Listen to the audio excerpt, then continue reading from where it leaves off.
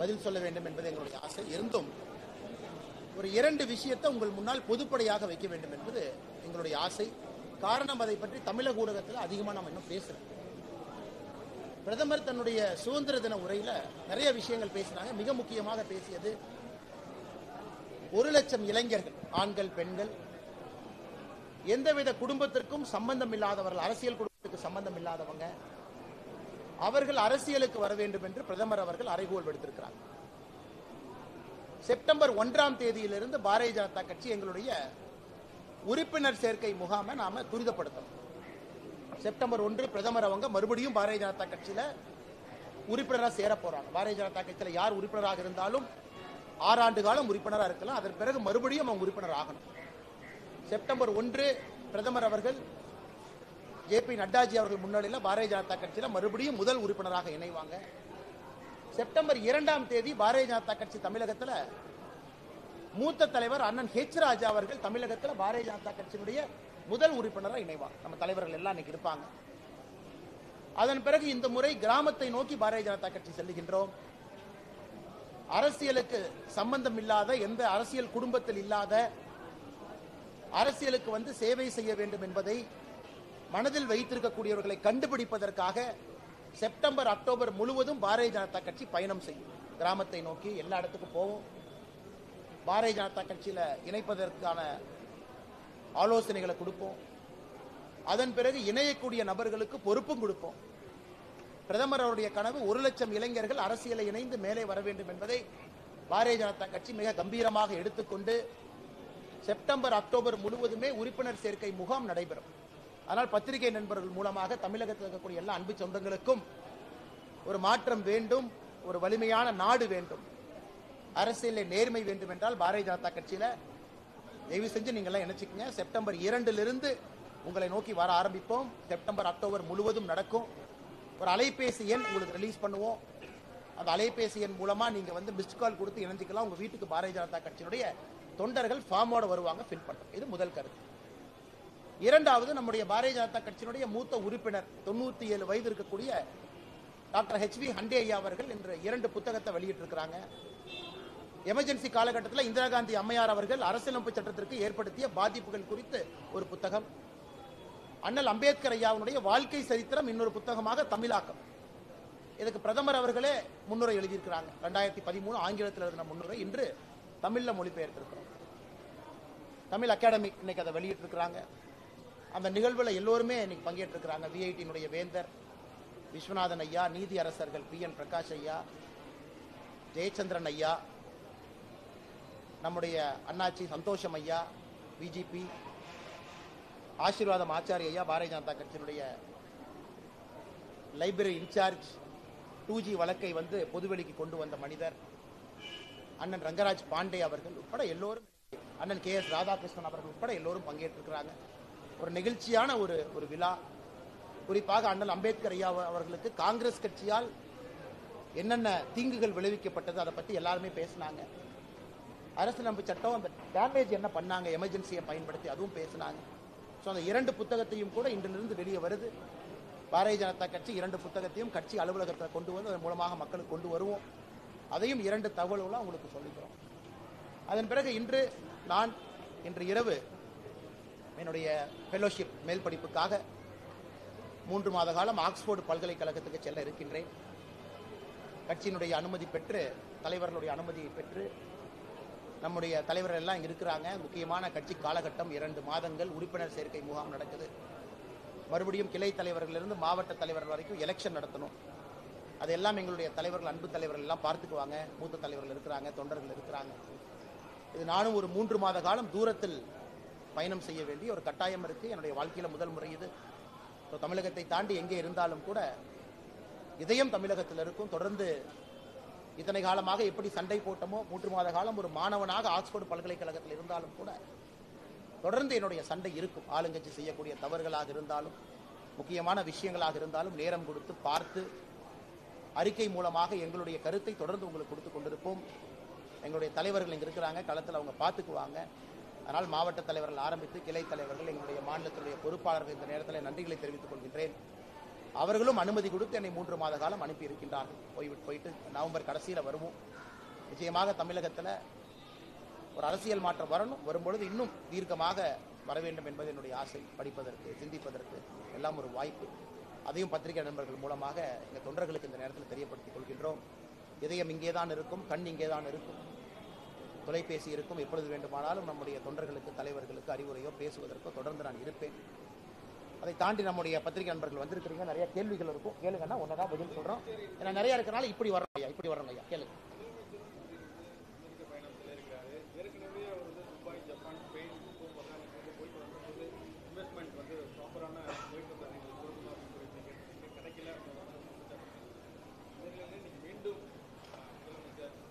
முதலமைச்சரை பொறுத்தவரை அரசு பயணமாக இன்னைக்கு ஆட்சிக்கு வந்து துபாய் 6000 கோடி ரூபாய் சொன்னாங்க. பணம் இல்லை, ஒயிட் பேப்பர் இல்லை.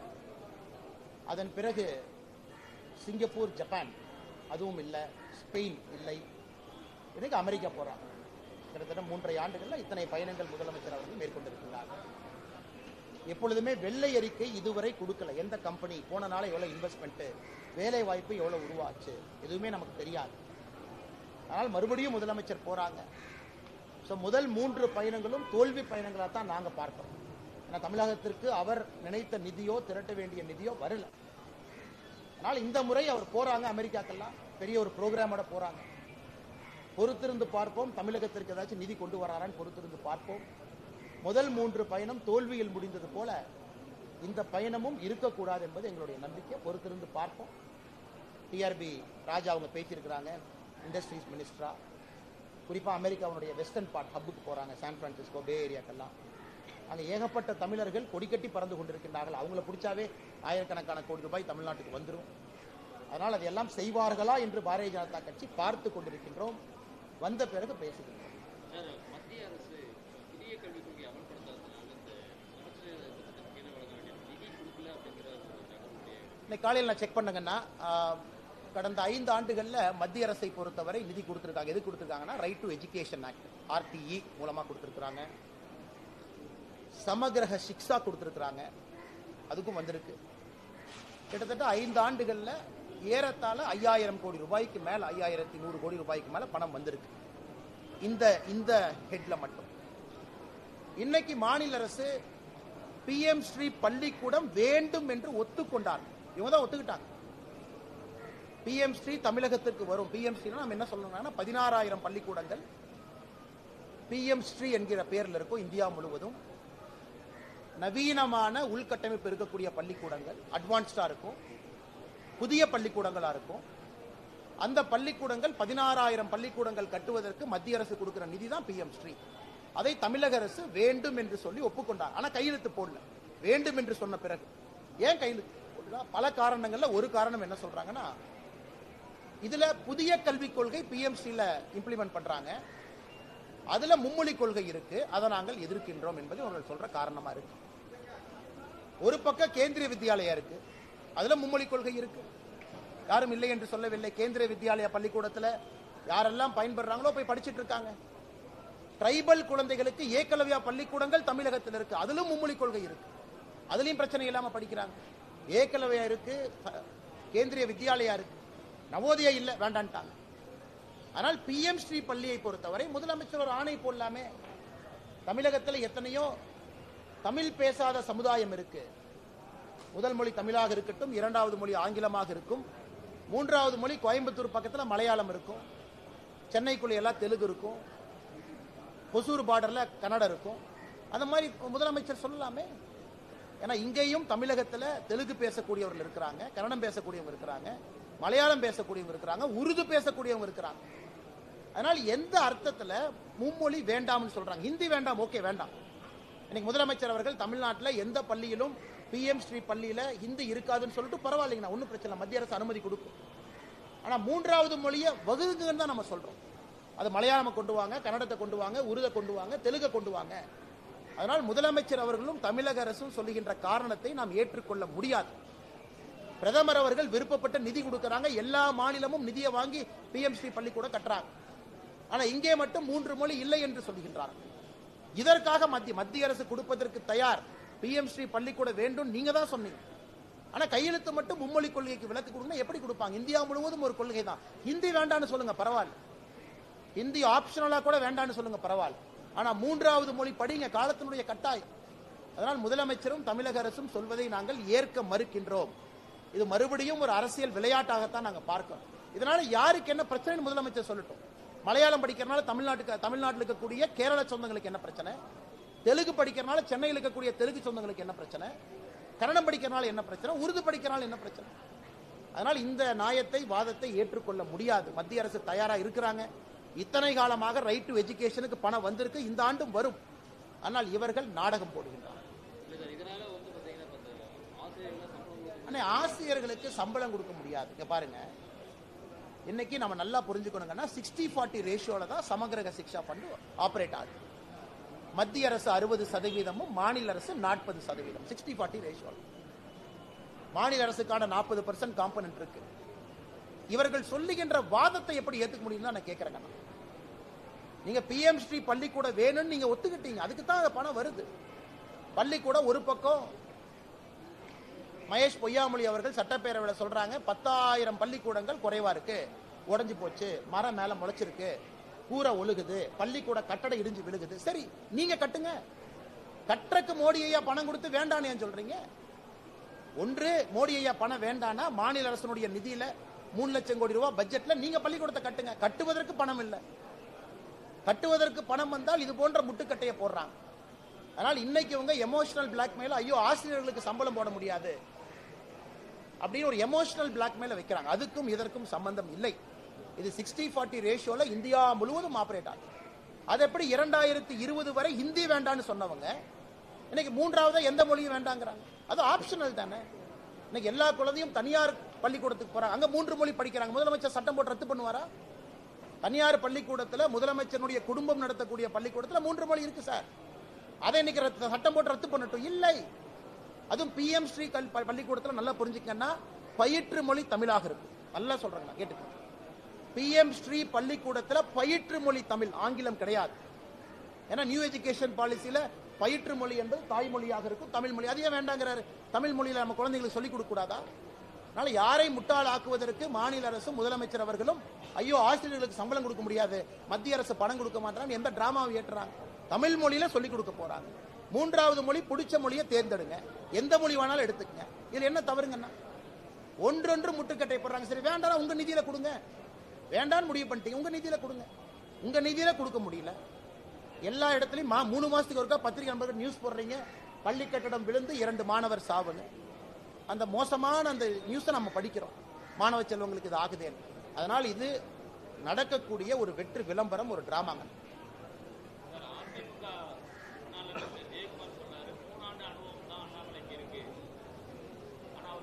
ஆமாங்க ஐயா, ஆமாங்க ஐயா, ஒத்துக்கிறேங்க ஐயா. 3 ஆண்டு தான் இருக்கு. அதில் அவர் சொன்னது அண்ணன் நியாயமா தான் சொல்லியிருக்காரு, எந்த தப்பு இல்லை. ஒரு 100 மீட்டர் ரேஸ்ல அண்ணன் ஜெயக்குமாரன் என்ன சொல்லுவாருன்னா, எனக்கு 75 வயசு ஆயிடுச்சு, 50 வயசு அனுபவம் இருக்கு, ஒலிம்பிக்ஸ்ல அனுப்புங்கன்னு சொல்லுவாரா? 100 மீட்டர் ரேஸ்ல யாரு ஓடணுமோ அவங்க தானே 100 மீட்டர் ரேஸ்ல ஓடணும். 3 ஆண்டு அனுபவம் இருக்கிறவங்க தான் 100 மீட்டர் ரேஸ்ல ஓடணும். ஜெயக்குமார் என்ன வாதம் எப்படி இருக்குன்னா, அரசியல்ல வயசாயிருச்சுங்கிறதுக்காக ஒலிம்பிக்ஸ் அனுப்ப முடியுமா? இன்னைக்கு தமிழகத்துல இளைஞர்களுடைய குரல் 40%. 40% வாக்காளர்கள் என்னுடைய வயசுல கீழே இருக்கிறாங்க. அவங்க வயசுல 20% வாக்காளர்கள் கூட இல்ல. சிந்தனை மாறிடுச்சு. இன்னைக்கு இளைஞன் அரசியலை வேற மாதிரி பார்க்கறான், அரசியல் வேற மாதிரி இருக்கணும்னு நினைக்கிறாங்க. அதனால இன்னைக்கு அனுபவம் தான் அரசியல்ல பெருசுன்னு அனுபவத்தை கொண்டு போனாங்கன்னா, இந்தியால 37 வயசு இருக்கக்கூடிய நிதின் காமத் ஒரு பில்லியனரா இருக்கார், $3.6 பில்லியன் ஃபோர்ப்ஸ் மேகசின்ல. அவரை போய் எனக்கு அனுபவம் குறைவுப்பா, எப்படி நீ $3.6 பில்லியன் வாங்கின, அந்த சொத்தை கொண்டே இன்னொருத்தர் கூடன்னு சொல்ல முடியுமா? ஆனால் இந்த வாதத்தை நான் மறுக்கிறேன். சொன்ன கருத்துல நியாயம் இருக்கலாம் அவருக்கு. 3 ஆண்டு இருக்கு, எங்களுக்கு 30 ஆண்டு இருக்கு. அப்படி 3 ஆண்டுக்கு முன்னாடி 10 ஆண்டு நான் காவல்துறையில இருந்து, அதையே பார்க்க மறுக்கிறீங்க? 10 ஆண்டு காவல்துறையில எத்தனை அரசியல்வாதியை குப்பை கொட்டி இருப்பேன், எத்தனை பேர்த்து அரசியல்வாதியை டீப்பா பார்த்திருப்பேன், அதையே மறுக்கிறீங்க. அதற்கு முன்பு இன்ஜினியரிங் 4 ஆண்டு படிச்சிருக்கேன், அதுவும் மக்களோட இருந்து தான், அதையே மறுக்கிறீங்க. லக்னோல 2 ஆண்டுகள் MBA படிச்சிருக்கேன், அதையே வேண்டாங்கிறீங்க.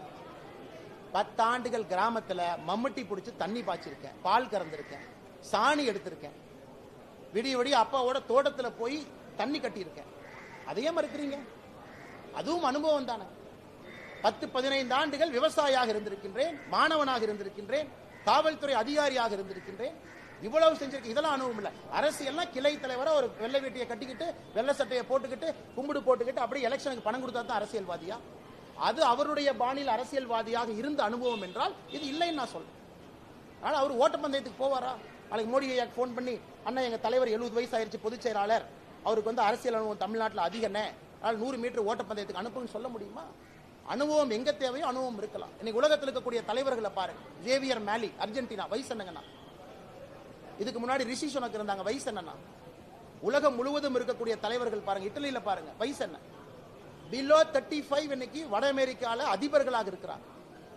இன்னைக்கு பங்களாதேஷ்ல இருக்கக்கூடிய இன்ட்ரியம் அட்மினிஸ்ட்ரேஷன் இருக்கக்கூடிய 21, 22 வயசு பசங்க மாணவர்கள் 3 அமைச்சரவை பொறுப்பை நிர்வகிக்கிறாங்க. அதனால் இன்னும் அவங்க அந்த காலத்தில் உட்கார்ந்து இருக்கிற மாதிரி 70 வயசு 60 வயசுனா இந்தியா மாறிடுச்சு. அவர்களுக்கு புரிவதற்கு நேரமாகும். வரும்பொழுது அவர்கள் புரிந்து கொள்வார்.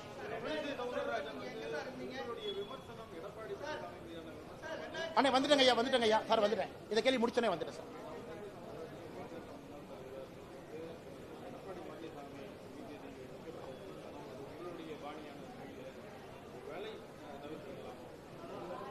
எல்லாருக்குமே ஒரு கருத்து இருக்குமாண்ணா? எடப்பாடி அண்ணன் மீது வைத்த விமர்சனம் 100% என்னை பொறுத்தவரை சரி. அதில் ஒரு பாயிண்ட் நான் பின்னாடி போக மாட்டேன். நீங்கெல்லாம் அப்படியே சொல்லலாம். டெய்லி ஒரு முன்னாள் அமைச்சர் வந்து என்னை திட்டலாம், தற்குறின்னு சொல்லலாம், படிப்புக்கு போனா கொச்சைப்படுத்தலாம், நான் செய்யக்கூடிய வேலையை கொச்சப்படுத்தலாம், ஆட்டை வெட்டலாம், இதெல்லாம் பண்ணுவீங்க. நான் அப்படியே உட்கார்ந்து அப்படியே கையை கட்டிக்கிட்டு, அண்ணன் சாரிங்கண்ணே, உங்களுக்கு 40 வயசு அனுபவம் இருக்கு, சாரிங்கண்ணே எனக்கு 3 வருஷம் தான் இருக்கு சொல்றதுக்காக நான் வரல சார். அது உட்கட்சியாக இருந்தாலும் சரி, வெளிக்கட்சியாக இருந்தாலும் சரி, என் பாணி மாறாது. நான் இங்கே வந்திருப்பது அரசியல் மாற்றத்திற்காக. நான் தலைவரான பிறகு நகர்வுல மட்டும் நீங்க பாருங்க, இந்த கட்சி எங்கெல்லாம் போயிருக்கு. தனியா உள்ளாட்சி தேர்தல், தனியா லோக்சபா தேர்தல், தனியா தான் நிக்கிறோம். ஏன் கட்சி வளரணும். அதனால் எல்லா தலைவர்களுக்கும் மதிப்பளிக்கிற முக்கியமான மூத்த தலைவர்கள் அறிவுரை ஏத்துக்கிறேன். ஆனா சில விஷயத்துல நமக்குன்னு பாலிடிக்ஸ்ல ஓன் ஸ்டைல் இருக்கும். நம்ம எல்லாத்தையும் காப்பிடிக்க ஆரம்பிச்சோம்னா எந்த வழியில போறோம்னே தெரியாம இங்கே மாட்டிக்கும். அவர்களுடைய கையை காலை பிடிச்சு பதவிக்கு வந்தா அண்ணன் எடப்பாடி பழனிசாமி அவர்கள் சொன்னாங்க. அப்ப இன்னைக்கு பேசக்கூடிய தலைவர்கள் எங்க போனாங்க? அந்த தலைவர்கள் பேசியிருக்கலாமே. கையை காலை பிடித்து வந்தால் என்னது வேலை செய்யாம உழைக்காம வந்தன. விடிய விடிய படிச்சது எனக்கு தெரியுமல்ல, விடிய விடிய பால் கறந்தது எனக்கு தெரியுமல்ல, விடிய விடிய எங்க அப்பாவோட மம்முட்டி பிடிச்ச கை என்ன காப்பு கச்சிருக்கு பாருங்க, 20 வருஷம் ஆனாலும் அது எனக்கு தெரியுமல்ல. அதனால இது அது கேட்க வரல. பதில் சொன்னா பதிலடி இருக்கும். அப்படித்தான் பத்திரிகை நண்பர்களுக்கு நான் பிஹேவ் பண்ணேன். கேள்வி கேட்டா பதில், எப்பாச்சும் நோ கமெண்ட், சாரி, ப்ளீஸ். எனக்கு தவிர்க்க தெரியும். அது மக்களை ஏமாத்துற வேலை. என் உள்ளத்தில் இருக்கிறத நான் பேசல, எதுக்கு நான் அரசியல்வாதியா இருக்கும்? Sorry, no comment, next day பாத்துக்கலாம், சாரி நண்பரே. எப்ப நான் பேசியிருக்கேன்? எந்த கேள்வி எதை பற்றி கேட்டாலும் பதில் சொல்றேனே. அது தப்பா சரியா எனக்கு தெரியாது. நான் காலம்தான் முடிவு பண்ணேன். அதனால அண்ணன் எடப்பாடி பழனிசாமி அவர்கள் என்ன பேசுறாங்க? அதிமுகவுடைய அமைச்சர்கள் இன்னைக்கு கையா முய்யோ நேற்று வந்து கும்பிடுறாங்க. உருவபொம்மையை தொலாய் எரிக்கிறாங்க. அவங்கள எங்க போனாங்க இத்தனை நாள்? ஆபாசமா நீங்க பேசுவீங்க. நான் திரும்ப அதே பாணியில் நான் பேசினா கோவம் வந்துடும். ஏன் கோவம் இருக்கு? சரி, 70 வயசு இருக்கக்கூடியவர் சொல்றாரு அரசியல் அனுபவம் எங்களுக்கு இருக்குன்னு ஜெயக்குமார் என்ன சொல்றாரு. 70 வயசு இருக்கக்கூடிய மனிதர் எடப்பாடி என்ன பேசின பேச்சு சரியா? 39 வயசு அண்ணாமலையை விடுங்க, 70 வயசு எடப்பாடி பழனிசாமி அவர்கள் பேசினது சரியா? அதுக்கு ஜெயக்குமார் என்ன விளக்கம் கொடுக்கும்? கையை காலை பிடிச்சு ஒரு தேசிய கட்சியினுடைய மாநில தலைவர் எப்படி நான் பிஹேவ் பண்ணிட்டு இருக்கேன்?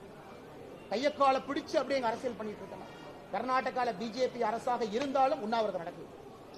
மத்திய பிரதேசனுடைய முதலமைச்சர் பிஜேபியை சார்ந்தாலும் ரிசீவ் பண்ண நான் போறது இல்லை.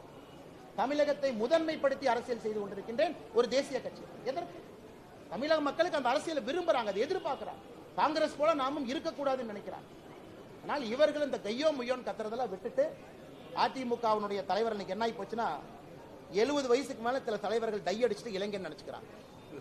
இன்னைக்கு இருக்கக்கூடிய முன்னாள் அமைச்சர்கள் டை அடிச்சா இளைஞன் நினைச்சுக்கிறாங்க. இளைஞன் டை அடிக்கிறது இல்லை, பேச்சுல, செயல்ல, வீரத்துல, ஆற்றல்ல, மக்கள்கிட்ட பேசக்கூடியதுல தான் இருக்கோ தவிர டை அடிக்கிறதுல இளைஞர் பண்பு கிடையாது. அதனால மறுபடியும் சொல்லிக்கிறேன், பேசுனீங்கன்னா திரும்ப பேசுங்க. இன்னைக்கு இது போன்ற அநாகரிகமான அரசியல் நீங்க நினைச்சீங்கன்னா போறதுக்கு எனக்கு விருப்பம் கிடையாது. நான் இங்கே வந்திருப்பது மாற்றம்.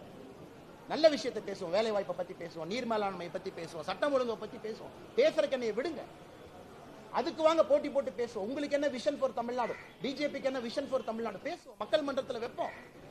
தமிழ்நாட்டில் எந்த ஆட்சி வந்தால் வேகமாக ஊழல் இல்லாத ஒரு சமுதாயத்தை உருவாக்குவோம். நீங்களும் சொல்லுங்க, நாங்களும் சொல்லுவோம், டிபேட்டுக்கு வருவோம்.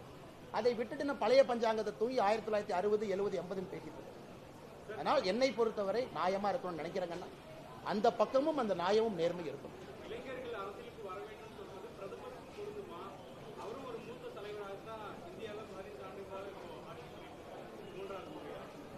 அண்ணா,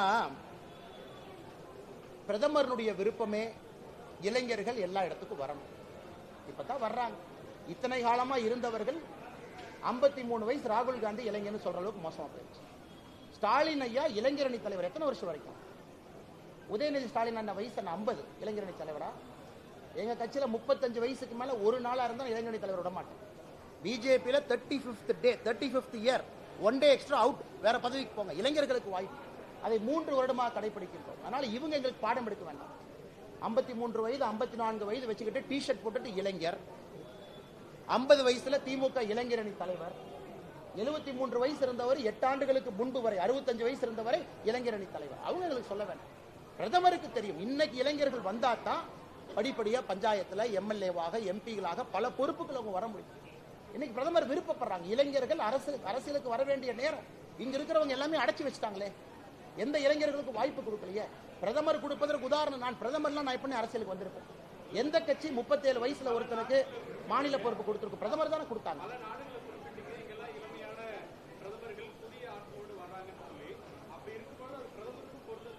பிரதமர் மக்களால் தேர்ந்தெடுக்கப்பட்டிருக்காங்கல்ல, ஜேவியர் மேலே மக்களால் தேர்ந்தெடுத்தாங்க.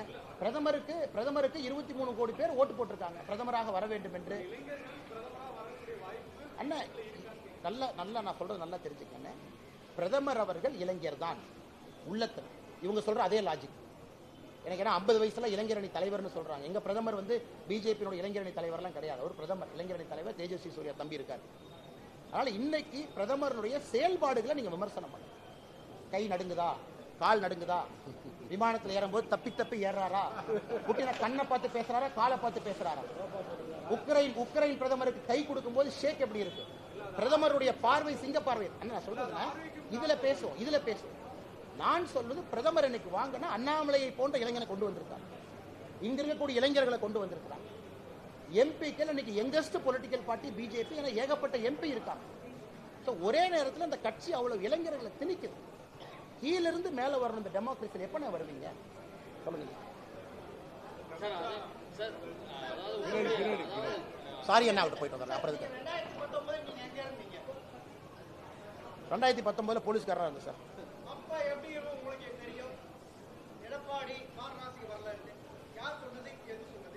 வரும்போது சொல்றோம். எடப்பாடி என்ன வாரணாசி போனாரா? எடப்பாடி என்ன வாரணாசி போனாரா? எடப்பாடி என்ன போனாரா? எடப்பாடி என்ன போனாரான்னு சொல்லுங்க. எடப்பாடி என்ன போனாரா? நான் கேட்டேன். வர்றாங்க பண்றாங்க. அண்ணே, எடப்பாடி அண்ணன் வாரணாசிக்கு போகவில்லை என்கின்ற உண்மை எல்லோருக்கும் தெரியும். நான் அரசியலுக்கு வந்த பிறகு எடப்பாடி அவர்கள் ஏன் போகவில்லை என்பதும் எனக்கு தெரியும். போகவில்லை என்பதற்கான காரணம் என்ன சொன்னாங்க அப்படிங்கறது நான் சொல்லிட்டேன். இதுக்கு மேல உங்களுக்கு என்ன கிளாரிஃபை பண்ணுங்க. அண்ணாமலை ஒரே நிமிஷம் சத்தமா சொல்லுங்க.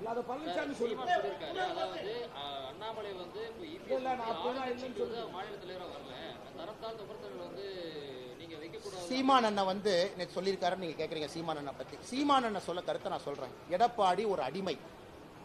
ஏன்பா எடப்பாடிக்கு எல்லாமா பயப்படுவீங்க? அவர் பதவி விட்டு இறங்கினா பக்கத்து வீட்டுக்காரனை எடப்பாடியை மதிக்க மாட்டான். சீமான் அண்ணன் சொன்னாரா இல்லையா? அந்த வீடியோ நான் விட்டுமானே. அதனால இதெல்லாம் நம்மகிட்ட பேசக்கூடாது. அதனால அறிவுரை சொல்லுங்க, கேட்டுக்கிறோம். எல்லாருக்கும் உரிமை இருக்கு. சீமான் அண்ணன் எனக்கு பிடிக்கும், அதெல்லாம் வேற. சீமான் அண்ணன் இந்த வார்த்தையை சொன்னாரா? எடப்பாடி ஒரு அடிமை. அடிமைக்கெல்லாம் பயப்படுவீங்க? 6 மாசத்துல பதவியிலிருந்து எடப்பாடி வெளியே வந்துட்டா பக்கத்து வீட்டுக்காரன் கூட மதிக்க மாட்டான். அது தரம் இல்லை. அது நல்ல தரம் இருக்கக்கூடிய ஒரு சொல். அதனால அது வேண்டாங்கன்னா அப்ப நான் பேச ஆரம்பிச்சு அது வேற மாதிரி ஒரு லைனா போகும். நான் ஏற்கனவே சொன்னேன், அந்த அரசியல் செய்ய நான் விரும்பவில்லை. அவர்கள் சொன்னாங்க கைய காலை பிடிச்சி வந்தேன், உழைக்காம வந்தேன்னு சொன்னாங்க. பதில் கொடுக்க வேண்டியது என் தர்மம். என் சேருக்கு அந்த மரியாதை இருக்கு. பாரதிய ஜனதா கட்சியினுடைய மாநில தலைவருடைய இருக்கைக்கு நான் மரியாதை கொடுக்க வேண்டும். அதற்காக பதில் சொல்லியிருக்கிறேன். ஏன்னா ஒரு கருத்துக்கும் திரும்ப நான் சொல்ல ஆரம்பிச்சு அது எண்டே இல்லாம போயிட்டு இருக்கு. சாரிங்கண்ணா.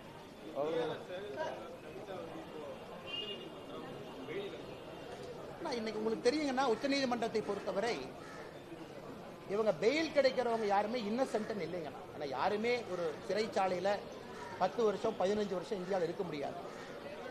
இந்த புதிய சட்டங்களை பார்த்தீங்கன்னா, புதுசா வந்திருக்கக்கூடிய பிஎன்எஸ் சட்டம் என்ன சொல்லுதுன்னா, ஒரு குற்றவாளி அண்டர் ட்ரையலாகவே அந்த குற்ற தண்டனையில் 1/3 இருந்துட்டாவே பெயில் கிடைக்கும். அந்த அளவுக்கு ரிலாக்ஸ் பண்றாங்க.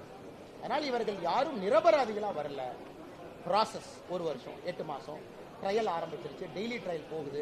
இதுக்கு மேல சாட்சியை கலைக்க மாட்டாங்க. அப்படித்தான் எல்லாம் வந்துட்டாங்க. ஐயா ஃபார்முலா 4 ஐயா, நான் ஏற்கனவே சொன்னேன், நான் உதயநிதி ஸ்டாலின் அவர்களும் மாநில அரசும் இந்த ஃபார்முலா 4 ரேஸ் நடத்துவதற்கு நாங்க யாருகிட்டையுமே பணம் வாங்கல. பொல்யூஷன் கண்ட்ரோல் போர்டை வச்சு, ஏன்னா என் மேல சும்மா கேஸ் போடுவாங்க. இதுவரை 5 எஃப்ஐஆர் தமிழ்நாடு அரசு எதுக்கு போட்டாங்கன்னு நான் பேசினதுக்காக. வட இந்திய தொழிலாளி பண்றீங்களாப்பா, எஃப்ஐஆர் எம் மேல. எலெக்ஷன் முடிஞ்சதுக்கு அப்புறம் அடிச்சு கொண்டுட்டீங்களேப்பா கடலூர்ல, எஃப்ஐஆர் எம் மேல. இது மேல ஏன் எஃப்ஐஆர் போடல? F4 ரேஸ நடத்த ஒரு பிரைவேட் என்டிட்டி அவங்க பேன் நம்பரை பொல்யூஷன் கண்ட்ரோல் போர்டு எல்லாத்திட்டையும் கொடுத்து லட்சக்கணக்கில் கோடிக்கணக்கில் வசூல் பண்ணி இந்த ரேஸை நடத்துறாங்க. அதுவும் இந்த நபர் யாருன்னு கொஞ்சம் பத்திரிகை இன்வெஸ்டிகேட் பண்ணா தெரியுது. நபரோட பேக்ரவுண்டை பாருங்க. இவர் எந்த ஊரை சார்ந்தவர், எப்படிப்பட்ட மனிதர். அதனால் இப்படித்தானே இந்த ரேஸே நடக்குது. எல்லாருக்கும் கேஸ் போடுறவங்க இதுல ஏன் கேஸ் போடல? போட்டா தெரியும், நான் ரிலீஸ் பண்ணுவேன் டாக்குமெண்ட். எல்லாம் ஆர்டிஜிஎஸ் பண்ணவங்க 10 பேர் 25 லட்சம் கொடுத்தவங்க, 50 லட்சம் கொடுத்தவங்க இன்னைக்கு பணத்தை திருப்பி கொடுத்துட்டு இருக்காங்க. பொல்யூஷன் கண்ட்ரோல் போர்டு இல்லைன்னு சொல்லுங்க. அந்த பேன் நம்பர் இருக்கு. இன்கம் டாக்ஸ் அதிகாரிகள்ட்ட நீங்க கேளுங்க, ஆனா உள்ள வந்த பணத்தை திருப்பி கொடுக்குறீங்களாமா? அண்ணாமலை என்ன பேசுனதுக்கு பிறகு. அதுதான் இன்னைக்கு அந்த F4 ரேஸனுடைய லட்சணம் இதானுங்க. அண்ணே கொஞ்சம் சத்தமா சொல்லுங்க தலைவர்.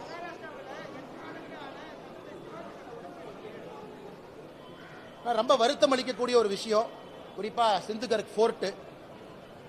அது கடந்த ஆண்டு நம்முடைய பிரதமர் அவர்கள் துவக்கி வைத்த, பிரதமர் இருந்து நடத்தி வைத்த சிலை. அது மகாராஷ்டிரால சத்ரபதி வீர சிவாஜி அவர்களுக்கு இருக்கக்கூடிய மரியாதை தெரியும். அவருடைய வழித்தோன்றர்கள் இருந்தாங்க. அது நேவி, இந்தியன் நேவி இடத்துல அது வச்சிருந்தாங்க. நேவி கௌரவப்படுத்த வேண்டும் என்பதற்காக சிவாஜி சிலை வச்சிருந்தாங்க. அது துரதிருஷ்டவசமாக உடைஞ்சிருச்சு. மகாராஷ்டிராவுடைய முதலமைச்சர் சொன்னாங்க, 45 கிலோமீட்டருக்கு மேல காத்து ரொம்ப பலமா அடிச்சிருக்கு. அதனால சம்பந்தப்பட்டவங்க எல்லாத்து மேலேயும் நடவடிக்கை எடுக்க போறோம். ஸ்ட்ரக்சரல் ஸ்டெபிலிட்டி, அந்த நட்டு போல்ட் சரியா இருந்ததான்னு. ஆனால் நடவடிக்கை எடுக்கணும், எந்த மாற்று கருத்து இல்லை. ஏன்னா ஒரு சிலை வைக்கும் போது தலைமையில் விழுந்து என்னென்ன இப்போதான் ஒரு போர்டெல்லாம் விழுந்துச்சு. அதை பற்றி நான் கருத்து சொல்லிங்கன்னா முதலமைச்சர் விளக்கம் கொடுத்துருக்காங்க. இது துரதிருஷ்டவசமான ஒரு நிகழ்வு. மறுபடியும் அங்க இருக்கக்கூடிய அரசு இன்னும் பிரம்மாண்டமாக வீர சிவாஜி அவர்களுக்கு மரியாதை செய்வார்கள் என்கிற நம்பிக்கை எனக்கு.